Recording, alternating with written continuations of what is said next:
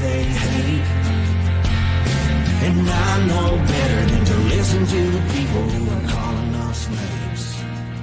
I can feel the sunlight shining. Well, good morning and welcome to episode 843 of the Lots Project Morning Show, where the coffee's strong, the opinions are stronger, and everything's always filter free. I'm Brian, your host, and it's June 16th, 2025. This morning, I'm enjoying a fresh cup of Brian's Blend from foodforestfarms.com. Because life's too short for shitty coffee, at Food Forest Farms, your beans are roasted by real human hands using a clean Airstream roaster.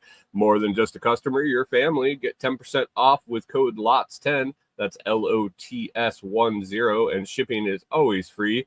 While you're there, check out the C4 Club for even more awesome perks.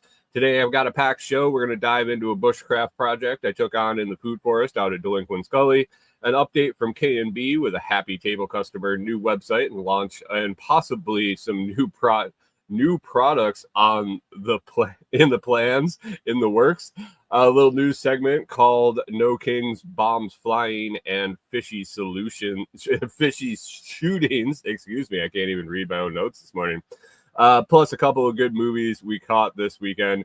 Grab your coffee, smash the like button, and let's get started. How we doing? How is everyone this morning? Need a little of that. Obviously couldn't even read. But anyway, first note, I got a note here. I've been meaning to say something the last few weeks on the show, and it always just passes by. I never put it in my notes and it's not there. But if you're going to be doing some Amazon shopping any day of the week, if you could go to thelotsproject.com, right there above the fold, I guess they would call it in the old newspaper world, right there at the top of the page. There should be a banner button that says if you're shopping if you're shopping at Amazon today, click here. If you could click there, it'll take you over to the Amazon app or the Amazon website, depending on if you're on mobile or on desktop, and that gets you in our affiliate tracking, and it helps bring in the funds to help support the show and the things we do here. Good morning, Mike's Homestead. Thanks for stopping in. But you can easily do that. Doesn't cost you anything extra, and we get a little kickback on anything you buy in that shopping trip. So when you're going to be shopping on Amazon, head over to thelotsproject.com and click that link and help us out a little bit. I appreciate that greatly. Beyond that, it's the 16th. I think C4 Club gets shipped out today.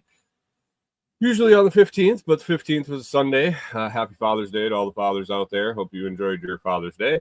C4 Club out today. I had a small order last month. I didn't get a hold of them. I just got my standard order in, and I was running a little shy, but always have some extra in reserve. And so I got a cup of Brian's Blend going today, and it's fantastic. Not Brian as in me, Brian as in Brian Norton, the roast master over at Food Forest Farms. It's his signature blend, and I think he took a long time coming up with it.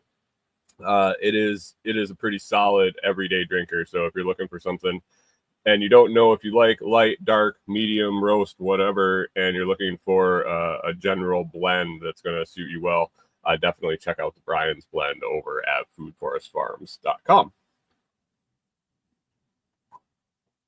So let's get into it. First thing. Oh, my little light is not working today. I had that unplugged. My little tracker here, I had it unplugged over the weekend. You can see the battery's dead, but we're still updating a little bit. I'm going to plug it in here just to keep an eye on the price of Bitcoin during the show. If you're listening on audio, that makes no sense, but my little price tracker that's over my shoulder usually is the light's not working because the battery's almost dead. But we're sitting right around 106,747 on Bitcoin price at the moment. Good morning, Hunter. Thanks for popping in. Appreciate it. Get started with a project I took on. It would have been midweek. I was actually the day before, so I think it was Tuesday. I was out doing some work at Delinquent Scully, and I got down into the food forest, and I was poking around. And when Carrie Brown had been out a couple months, last month, I think it was last month, maybe the month before. I don't know. Time flies when it's raining every day, and they all string together. But we had gone down in the food forest and identified a bunch of things that we wanted to save that we hadn't planted. So the natural foliage that was coming in, the new plants from opening things up and disturbing the soil and things like that. I knew there was stuff coming in that we hadn't planted, that we wanted to save, that we didn't want to pull out or weed eat down when I was trimming around and things like that. So Carrie's knowledge of plants and foraging is a million times better than mine. So when he was here, we took a walk down there. We spent a bunch of time identifying different stuff, and there was some stuff that I recognized, and we had marked out particularly the beautyberry bush, American beautyberry, which is really cool. It's got almost a purple berry that comes, and it's berries are edible and they're okay. There's not a ton of flavor to them, but like a little citrusy flavor. But the leaves can be crushed up and used as a bug repellent and some other things. And it's a really cool looking bush. So we saw some of that. I'm able to identify it now by the leaves, but at that point it was just the berries. I found it on the property the first year we were here, and I was like, what are these cool purple berries? I've never seen these before. So I looked it up and did a little digging into it. Another thing that I had found prior, but really couldn't recognize it just by the leaves, I would more recognize it by the flower, was the purple passion flower vine. And it also puts out a fruit. Haven't seen any of those. I lost the vine that I found the flowers on last year up by our site. I was walking by and I saw this crazy looking flower, and they make these absolutely beautiful, intricate flowers that they put out that are only around for a few days. But I noticed the flower and I was like, what is this thing? This tropical looking flower. And I looked it up and I talked to Carrie about it, and it puts out a really cool fruit too. And so as we're walking around looking at things we wanted to save, we found a spot with some purple passion flower vine. We found some beautyberry bush. We found a bunch of other things, marked them out. Well, last Tuesday, one of those, I was walking around, I was getting ready, and I was trimming. I'm like hand trimming around in the food forest. I don't want to go in there with a weed eater. We got some really cool plants coming in, some ground cover that we were going to leave in. And so I'm kind of hand pulling and hand weeding this huge area. So it's taking quite a bit of time. And I got over by this new blueberry bush that we installed last fall when we did the big install. And it's got fruit on it. I'm like looking at it, and I'm looking at it around it, and I see a purple passion flower vine flower, a purple passion flower, I guess it would be. And it's kind of like right in the middle of the blueberry. And as I looked more and more at it, it was multiple vines were actually wrapped around the blueberry bush, and it almost looked like they were choking it out. And I was like, this isn't good. And so I kind of, they're like, they have like tendrils on them, like pea plants, like growing pea, not pea bushes, not bush beans, peas that grow up the trellis. You got the tendrils that they spit out. And so I kind of unwound those out of the blueberry bush. I unwound these big purple passion flower vines, and I was like, what am I going to do with these? Like, I don't want to pull them out because they had flowers on them. they looked really healthy. And so I was trying to come up with a way to trellis them or train them away and not get them entangled in the weeds, like actually get them exposed and able to watch them. And so I talked to Carrie when I got home, and we said, well, what about a little A-frame or trellis or something we could get them to climb up and climb away from the blueberry bush, because they were kind of located like where they were coming out of the ground was about a foot or 2 foot away from the blueberry bush.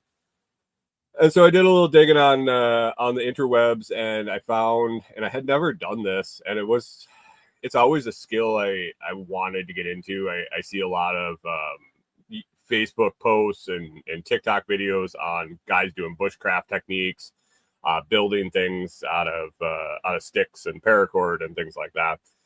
And so I did a little thinking, and I knew that making a tripod out of paracord and sticks wasn't a super involved task. I'd seen enough of the videos and things.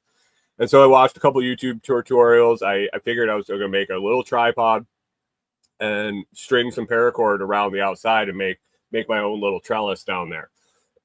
Excuse me. And I had branches left over from the downed tree that got topped off in the weather. I had trimmed, I had bucked it up when I cut it up for firewood and stripped some of the branches. So I had some really nice, decent length branches that were already stripped, the leaves, everything. And so I watched those tutorials and I went out, and it was really straightforward. It was super simple. Probably 5 minutes. I took a video of the whole process and put it up on YouTube, on the other YouTube channel, the Lots Project channel. And so I got that down there. I strung up some paracord on it, and I trained the vines over onto it. And I was like, oh, this is a success. All right. And I trained probably 1, 2, 3, 4. There was like 5. Ended up being 5 vines that I pulled over and started up on this trellis. And after I got it done, I was like all excited. I was like, all right, I saved these things. And so beyond the edge of the food forest, when I cleared the area, when I originally decided how big the open area where we were planting is going to be, I went way out into this wood line, and I cleared small trees. We cleared large trees that were blocking out sun. I cleared out overgrown raspberry bushes that were taller than me, and so it was all open. And so we didn't plant into all of it. We only planted into maybe I would say a little more than half of it. We have plans for the rest of it, but it just wasn't part of this install last year. And so I wanted to walk over and see what was coming in and how thick things were getting over there, because I'll have to come in and clear it out, because we didn't put any ground cover or anything. And so I took a little walk over into some of the parts where we hadn't planted, and I just started seeing purple passion flower vine everywhere. I mean, there were dozens of them over there, and I was like, oh wow, I feel real stupid. I wasted all the time. Well, I didn't waste it. I learned a new skill on how to put a tripod together with a couple sticks. And but I'm looking around, and we have so much stuff coming in over there. We got dozens of purple passion flower vine, like I said, beautyberry bushes everywhere. We have there were actually May apples that survived the onslaught of little critters that like to get them when they're fresh. Beautyberry bushes, mullein is popping up everywhere, and it's amazing what happens when you open up the forest. When you clear out the stuff that's suppressing all these seeds that are in the ground, you get sunlight on it, you get it opened up, get that overstory of blackberries that are just choking everything out. When you get that all out of there and the stuff has an opportunity to grow, it's amazing to see what comes in. So tons of production and just natural production over in the area that we didn't even plant anything. So that's really cool to see. Other than that, all the trees are doing great down there. The raspberry bushes that we planted intentionally down there, they both have fruit on them. All the blueberry bushes we planted have fruit on them. I think one of the pear actually put fruit on.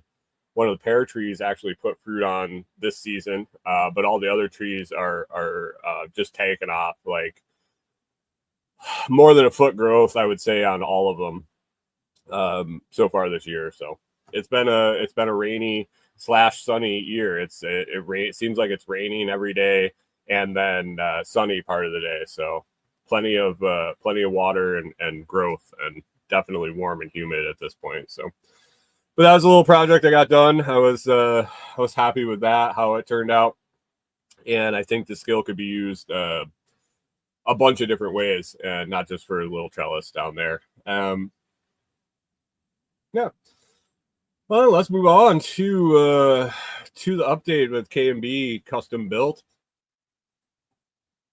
Had our first local customer this week. I had somebody reach out on Facebook Marketplace, wanted to pick up a children's size picnic table that we had built and listed on there. So I said, hey, let's do it. She came over, was super excited about the table, which made me happy.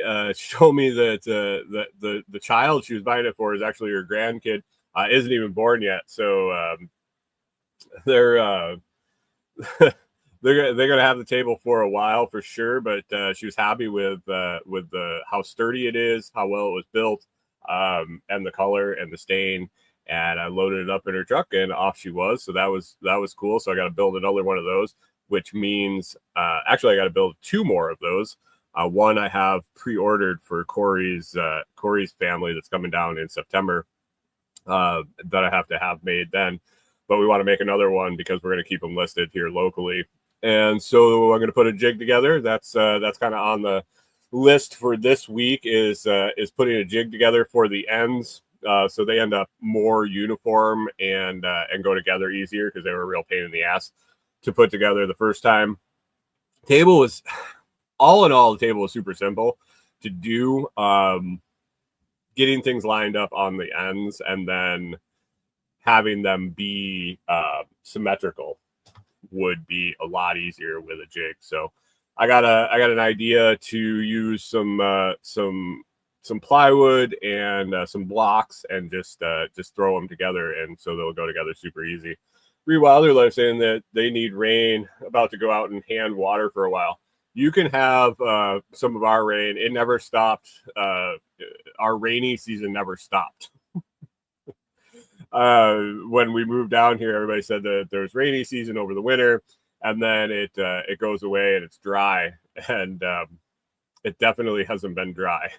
It seems like it rains every day, which is a struggle for the woodworking business, since we're working outside, and to work on everything, we have to get everything out, and if it's going to rain, we got to put it away, and it's just been so humid that it's been randomly raining every day, and sometimes it's not even on the radar.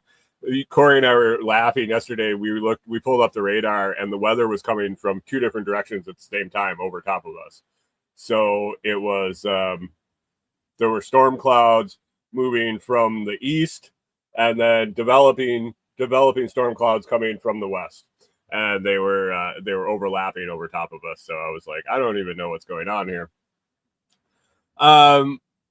Some of those rainy days I took and put together a website for K&B. We're going to be putting out flyers with table and some of the smaller projects we have, and needed some place for people to go. I'm not going to be able to put everything that we're going to have for sale, we're going to have available on a flyer. We're also looking at heading out to some farmers markets and craft shows and things like that. And just having some place to send people is ideal. Not the Etsy store, not the Etsy shop. Have a place for people to put in orders for custom tables or things like that. It just made sense, and the bulk of the page was easy, straightforward to get up. Right now, I'm just I don't want to say I'm struggling. I'm just it's tedious to get the products listed and get them listed right with shipping and things like that, since we're so all over the place with our weights and sizes of the products. So I got the website pretty much done. I think it's all done except for the shop. I got some fine tuning to do on the setup, on the shipping and things like that. And WordPress can get kind of wonky every now and then. So I'm wading my way through that, and then I'll start getting the rest of the products up. So then we'll be able to ship a lot of the products, and then other ones will be local pickup or delivery options for local stuff that is too big to ship. So that's got that website going. That's exciting.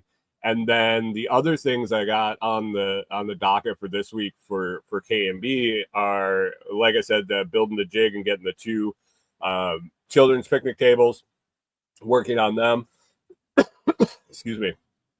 And I also picked up materials to make a yard-sized Jenga set. You remember Jenga, the game where you stack up all the blocks into the big, tall cube. I guess it's not a cube, it's a big, tall rectangle.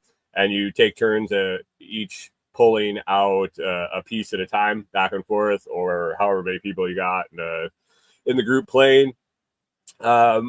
Found pretty straightforward plans to make that out of 2x4s. So basically cut to length pieces, all the same uniform pieces, sanded and stained and finished, and then sell them as a yard Jenga set. And picked up the material also to make I guess it's called a slatted bench. Basically, see benches quite a few places, but solid sides, solid legs on either end, and then solid and slatted seat area. So have plans for that, and the material picked up for those, so plenty to work on over the week with those. We put the yard dice that I posted in the Telegram group, put those on hold for a minute. The more we looked at them, the we weren't as happy as we wanted to be with the pips and how they were drilled out. So we're exploring other options for that. It's tough without a drill press, with just with a hand drill. And yeah, just they weren't even depths. They weren't consistent on shape, which surprised me, since the drill bit is the same size. But I guess coming at it in at slightly different angles and possibly wobbling when we were drilling the hole, things just got wonky, and the product wasn't as good as I wanted it to be to sell it. So we're going to use them for some things, and so Corey had some fun painting those up, but they are not for sale, and we're holding off on those until we have the right tools or equipment to do it. We're considering a few different things. One would be a drill press, which would just make it more consistent on being square on drilling the hole, and also on the depth. Or we are considering a laser engraver, and that would just burn the holes consistently. So we'll see on that. Have to wait to sell some more products to be able to buy more tools. So that is in the future. So we also we have some other things that we want to do with the laser engraver. So we're kind of leaning towards that at the moment. But it's definitely a capital investment. So we're trying to figure out the return on investment with that. So let's see. Oh, news segment. I put some news stuff on the list this morning, because it's been a crazy weekend, I guess. A crazy 4 or 5 days in the news, and I try not to dwell on the news very much. I definitely, I can't say I don't know what's going on in the news. It's one of those. I try really hard not to have much of an opinion on it anymore. I used to be pretty ingrained in the left-right narrative. I used to get all upset and things like that. Now I kind of more observe and for informational purposes, and I try not to get very riled up about it. I like to poke fun at a lot of things, but I do pay attention a little bit to what's going on. So some things caught my eye. I mean, how could they not? The No Kings protest. Corey and I shouldn't say I was hesitant. I thought for an extra second about whether we should go to town on Saturday. And then I realized where I was. I realized that I was in very rural Tennessee. First of all, I realized I was going to a town that's not very large, and the probability of anything going sideways was minimal. So the No Kings protest was scheduled for Saturday, and if you don't know what it was, I don't know really what it was. I know what it was called. I have yet to actually hear anybody coherently explain what the protest was about. I've heard that it was about the deportation of illegal immigrants. I just don't know. The fact that they were calling it No Kings makes me feel like they don't want a king, but we don't have a monarchy in this country, so I'm confused at that point. Our government is acting tyrannical. That's one thing, but I don't think we necessarily have a king. So I was confused there. We got into town and out of town before it started. After the fact, when I saw the pictures of how many folks were at this protest, I think it was like maybe 8 or 9 at this protest in Savannah. I was kind of disappointed I didn't get the opportunity to go down and ask them to see if anybody could tell me what they were protesting and what they were hoping to accomplish. Because in my understanding, when you're protesting something, you should have a coherent line of thought that tells what you're upset, why you're upset, and what you would like done to make you not upset anymore. And I haven't seen this. I don't know. Seeing the plethora of signs that these folks were holding, and around here when these and we can call it what it is. It was a lefty funded protest. We notice these things pop up quite often when there's the righties are in office. And like I said, I don't really care for the righties either. Hunter said the parade sucked. Yeah, I guess he had a birthday parade, which ironically coincided with the 250th anniversary of the Army's birthday, which I guess is a celebratory event. But anyway, when I noticed these protests, I think there was okay, so there's been a couple since we were here, and I can't even remember. They're so forgettable. It's hard to remember what they were for. But I've noticed a couple of different protests around here in rural Tennessee, and usually it's like a few elderly people sitting in lawn chairs on the street corners, a couple of people that are holding signs that they were obviously given, or they were mass produced and handed to them, and no real excitement or enthusiasm. At least not from from the levels of enthusiasm I saw when I was back in Minnesota with their protests and their peaceful protests where they burn shit to the ground and riot. The protests around here are pretty tame, and it would just be like shooting fish in a barrel talking to some of these folks, I think, and asking them questions. But that's what I was hoping. I looked at Corey, I said, man, I really wish I had been down there. I would have done some man on the street interviews and asked these folks what they want. Like what is the purpose of this? But regardless, irregardless, I don't even know if that's the word.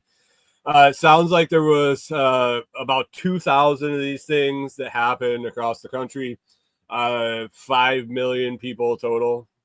It's not a lot of people when you really think about it across the country. And I'm sure the numbers that I dug up on the interwebs are probably inflated. It says there's 2,000 locations in the U.S. to protest President Trump and a planned military parade on his birthday, the single largest coordinated protest since his second term began. So they were protesting the fact they were having a parade.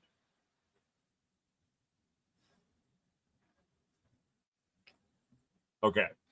Anyway, sounds like they were pretty non-violent. Things were being drummed up. It sounded like in Los Angeles with days of riots and burning shit.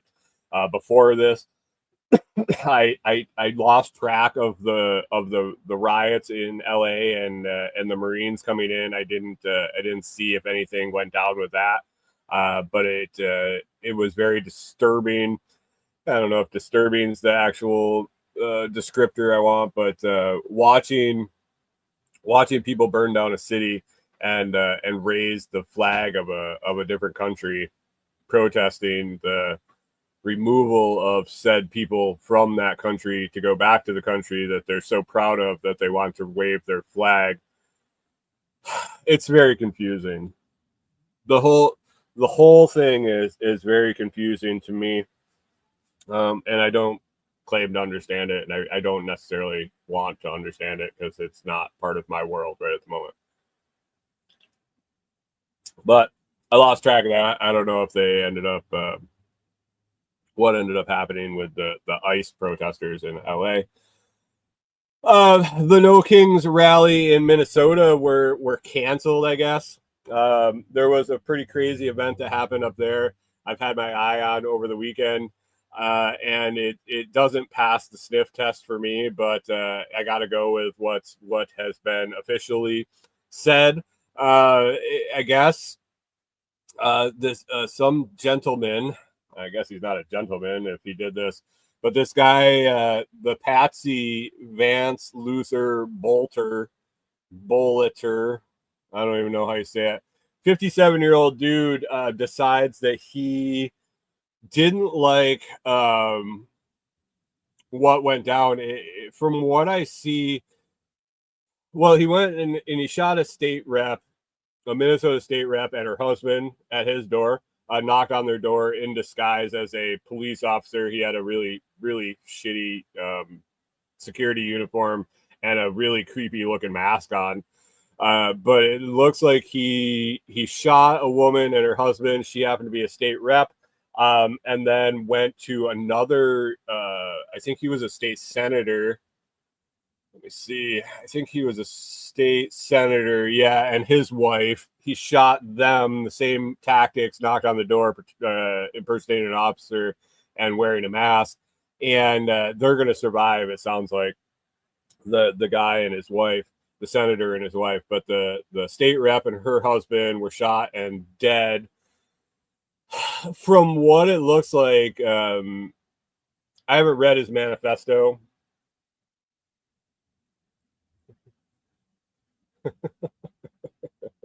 Hunter says political assassination. Where are we at on the threat triangle? From what? So none of it really makes sense. The stories coming out of the the hours and days after this happened. A lot of things that really, I stopped looking at it.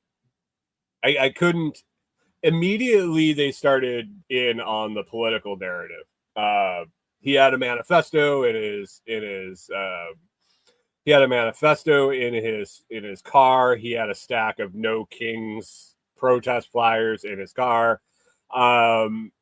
He allegedly targeted the first woman because she crossed party lines and voted against providing health care to illegal immigrant adults in Minnesota. So she responsibly decided not to take taxpayers' money to give to people breaking the law.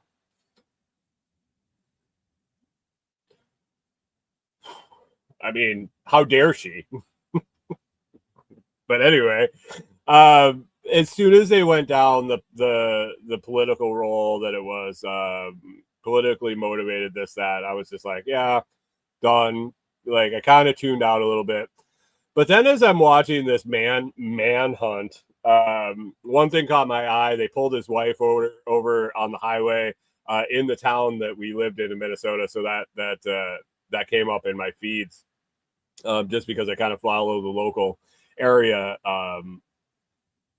that we came from.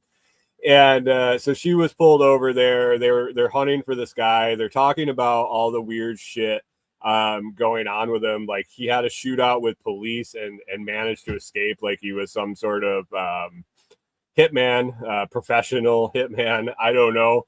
But he managed to escape that. He ran from the police for, I don't know, almost 2 days.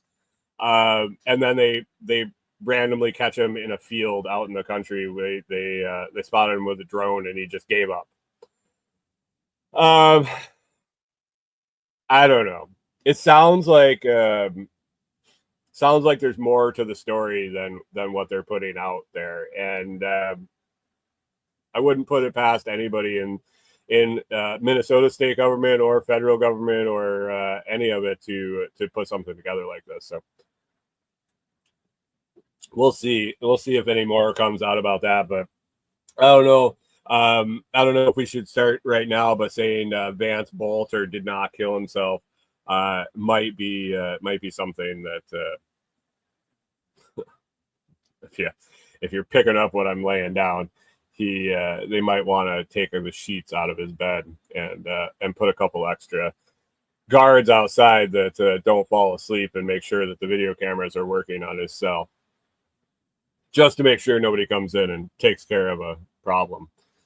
But it sounded like he had 70 other targets in his manifesto. 70. This guy thought he was gonna get to 70 people before they tracked him, or they were gonna track him down. I don't know, but weird shit going on. Also got a war sparking off over in the Mideast.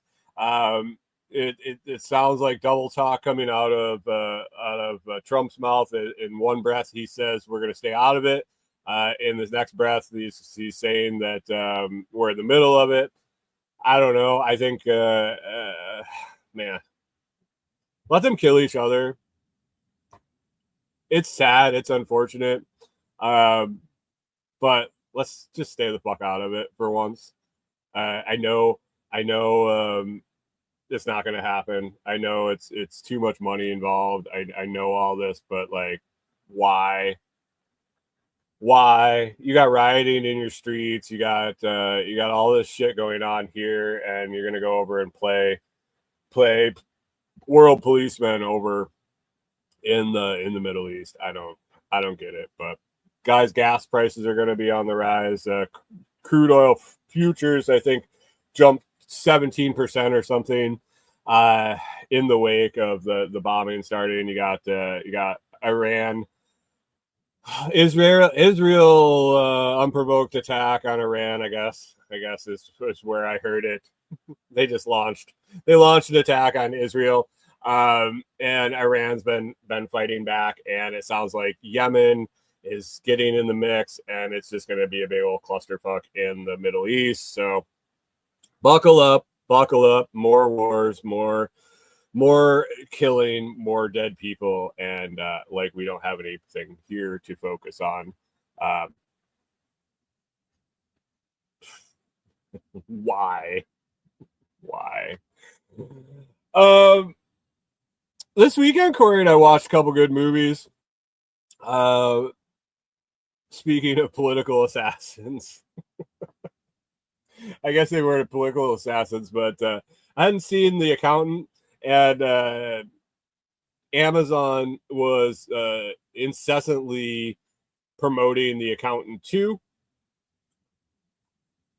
So on Saturday, Corey and I decided that we were going to watch them both. Well, she decided we were going to watch one, and when the first one got over, I said, "Well, let's watch the second one." And I think I watched the whole thing. I think Corey watched the first about 5 minutes, and probably the last 15 minutes she took a nap in the middle of the movie. But anyway, The Accountant was fairly good. I enjoyed it. It's got if you haven't seen it, it's from 2016. Has Ben Affleck and John Berthnall in it, and Ben Affleck plays a well, what would you call him? A dual personality, and he doesn't have multiple personalities. He's got two lives. He's an autist. he's a math savant. He's got autism. It tells his story throughout his childhood, kind of sprinkled into the movie, but it's a lot of action and has it's got a little bit of suspense, twist, mystery to it, I guess you could say. It wasn't super hard to figure out what was going on, but it had enough to keep you interested throughout the movie. Lots of shoot 'em up and killing and action and things along that lines, but it wasn't horrible, and a little bit of comedy in it. I think the first one was better than the second one. The second one, he plays the same character. It is 8 years later. And then Berthnall's character, his brother, is more involved in this one. Different story, same kind of storyline. Lots of action, lots more. I would say more action in the second one. More shooting and blowing shit up and fighting. But the mystery is there too. Slight mystery. It doesn't take a genius to figure out what's going on, but definitely enough intrigue to keep you watching or taking a nap, I guess, overnight. It was late. I do have to say, she did fall asleep. It was late. We didn't start the second one until after 8 o'clock. And anybody that's in their late 30s into their 40s knows once 8 o'clock comes, you can't start a movie after 8 o'clock or you'll never make it through. I somehow figured out how to make it through the movie without falling asleep. But she watched the first 5 minutes and then took a nap. It was okay. I'll end up watching it again. I'm sure she'll want to catch the movie and watch the whole thing. I will. I'll watch it again. I don't think it was something. If I had paid, how much are movies now? I don't even know, to go to the movie theater. But if I had paid a significant amount of money to go watch it, I probably would have been disappointed. But since it was on Netflix and it came in our money we pay for Prime already, I went for it. I was okay. It was okay. I would, if you got a couple hours. It's a long movie. It was I think 2 hours and 15 minutes. If you got an extra couple hours, I'd watch the first one before you watch the second one. It makes the second one better. I think if you were watching the second one without the story of the first one, it could, I guess it'd be all right standalone, but it's probably better to watch the first one. Gives you a lot of backstory. they did go a little, they jumped the shark a little bit on some of the stuff in the second one. That's to be expected, I guess. So let's see what else on the list here. Dun, dun, dun, dun, dun. I kind of blew through everything real quick. What do you guys want to talk about? A few of you watching this morning. Anything interesting you got going on? Bitcoin has been doing some interesting things. So I hesitate to say it dropped, but the other day, I think it's fluctuating with the war in Israel. Every time I saw a significant drop, and quote unquote significant drop is a couple percent at this point, a couple $1,000, and I would like pick up my phone because I got an alert that it's dropping or below a certain threshold, and I would then kind of scroll over onto Facebook or onto X or Nostr, and news about Israel was the first thing I would see. And I don't know if it was actually correlating with that or not. I don't understand. I don't understand why conflict would make an asset that is as hard as Bitcoin, why it would make it drop. But maybe it was no correlation whatsoever. I really have not tried to understand the fluctuations in Bitcoin price. I haven't dug into it. I don't need to play that game. I'm not trying to gamify or day trade Bitcoin. I just watch it and zoom out. And like I kind of chuckled there when I say I hesitate to say it dropped. It went from 107,000 to 105,000. I don't think that's a huge drop.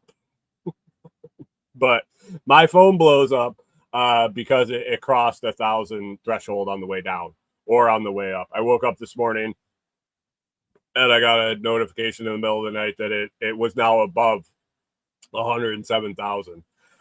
It's been fluctuating in this general range between 100 and 110 for a month now, I believe.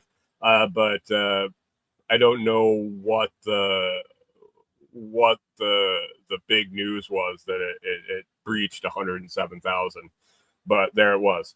And now we're just sitting right around that mark. So it's still early, guys. It really is still early. If you don't have any Bitcoin, I suggest trying to pick some up. There is I should talk about that. I got notifications, so I don't use Cash App very much. If you know what Cash App is an app you can download on your phone. You can use it to send and receive money from your phone, from the app. They have moved into cryptocurrency. They've been in it for a while now. You can buy Bitcoin in the Cash App. So basically, you can take money from your bank account. You link your bank account to Cash App. You can withdraw money from your bank account, put it into the app. You can purchase Bitcoin in the app, and then you can send that Bitcoin wherever. So you can send it to your hardware wallet, Blockstream Jade, or Jade Plus. And a note to about the Jade Plus. Since Blockstream,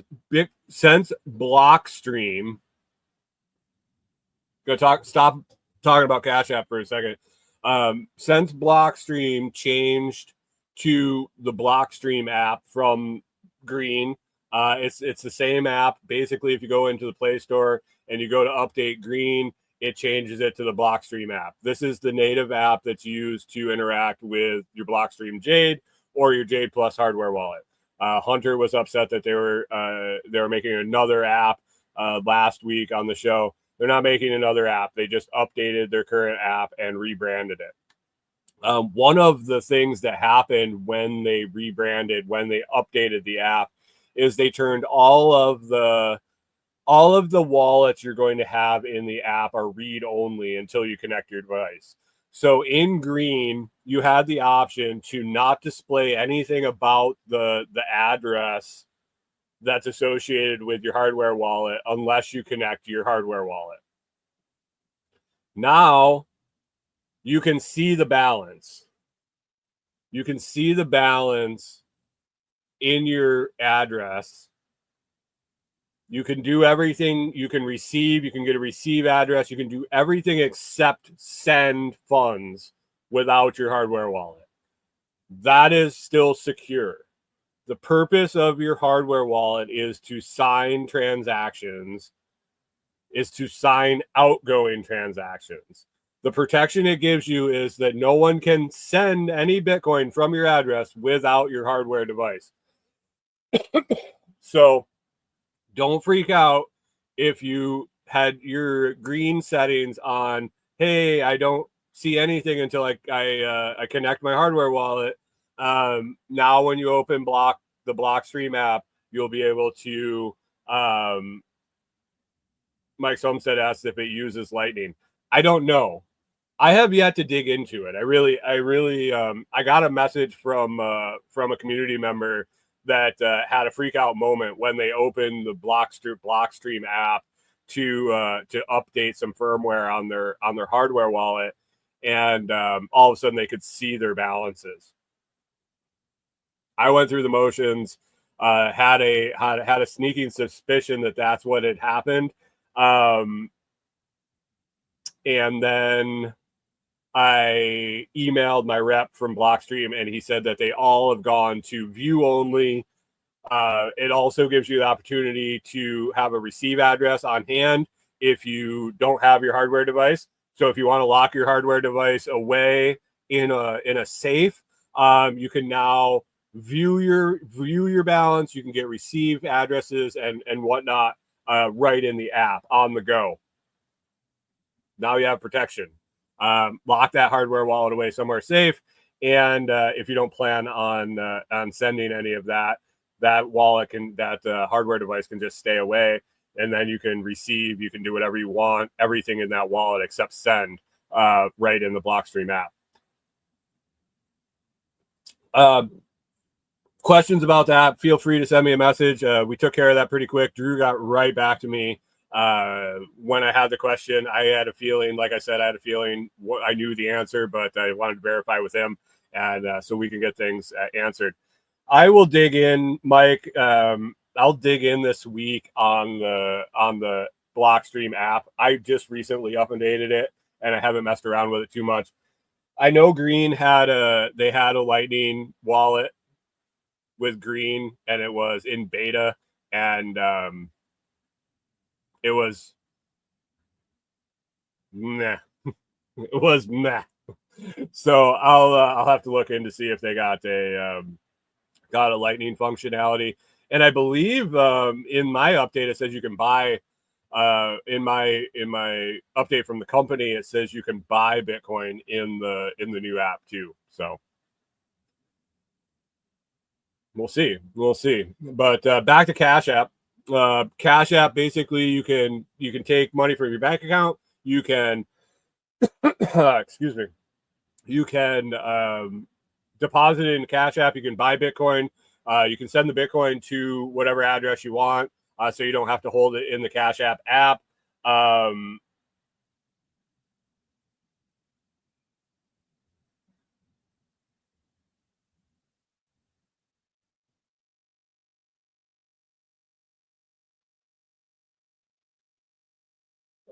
Sorry.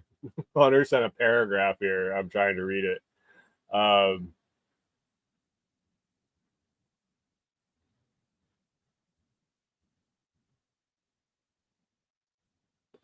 That's probably an old. Is that in an FAQ or something in the app? Because it's now the Blockstream app. So if it says Blockstream green, that's different than what we're using now. But Cash App, it is what it is. I use it when someone wants to send me money via it, or they're requesting money and that's all they have. For buying Bitcoin, I definitely would lean towards Strike, but Blockstream, or excuse me, Cash App is running a deal right now. If you sign up and you use my link, and you send your first $5 transaction, so that means you go through the motions of connecting a bank account or a debit card or a credit card or whatever. You deposit the funds and then you send at least $5. You're going to get a cash bonus. You're also going to get some Bitcoin, I believe. I know I would get some Bitcoin, but that's now through the end of June, I believe. So I will get my Cash App link in the video description and the audio notes. If you're not using Cash App and you want to get some free money, I believe both fiat and Bitcoin, from how the email read to me,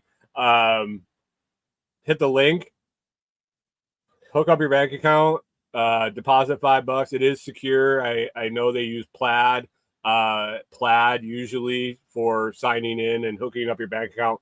Basically, you'll put your username and password into Plaid and then authorize what Cash App will be able to see your bank account. I think it requires seeing a balance.